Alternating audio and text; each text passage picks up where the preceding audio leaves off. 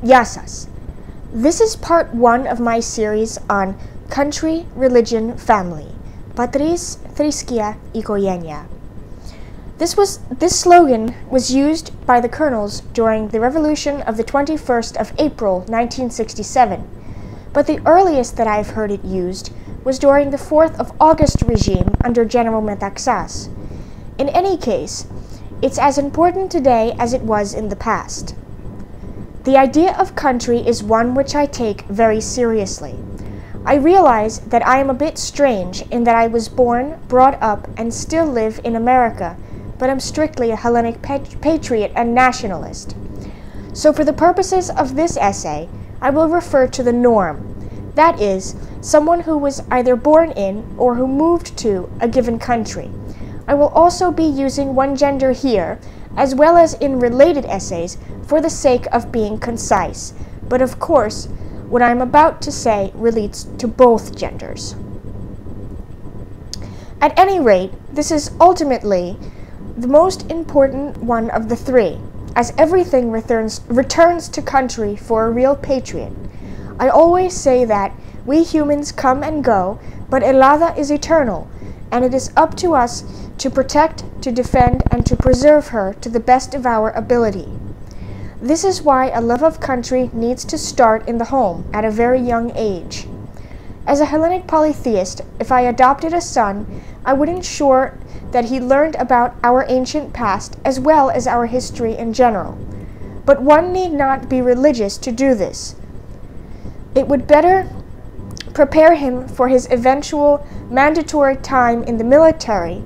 In any case, this is a very important part of a man's life, though I would also encourage women to volunteer and to serve in whatever capacity they can, if at all possible. Those who truly love their nation would not do things to harm it.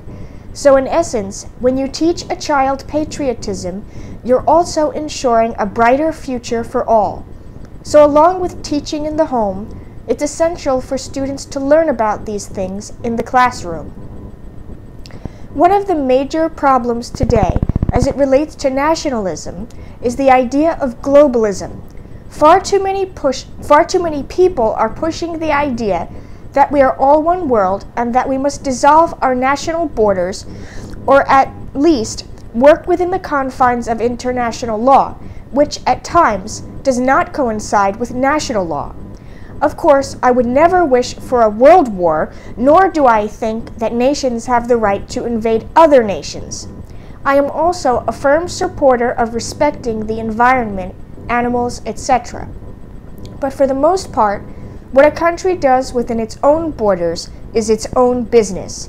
This push toward a single world, whether intentional as seen in the New World Order conspiracies, or simply a result of economic trends, also means a sharp decline in cultural and national interests. This, in turn, is extremely dangerous, as it leaves countries vulnerable to takeover. If someone is not patriotic, then his only interest will be for those around him. So if a foreign power offers something which seems agreeable to him, he may not protest, and the nation will then be swallowed by a union or by another nation. This is completely unacceptable.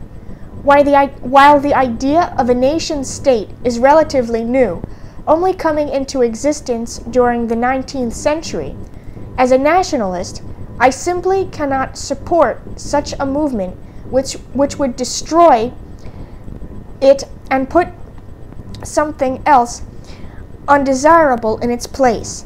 After all, the heroes of the War of Independence fought for us to be an independent nation, not part of one giant union. Even if the worst doesn't come to pass, there is still the issue of foreign influence saturating and invading our culture. It's one thing to enjoy foreign food, music, and clothing, but it's quite another to prefer them all over domestic ones. And it is a major problem when children cannot... You know what? I don't like this. I'm making too many mistakes. I really, really am, and I don't... Stop!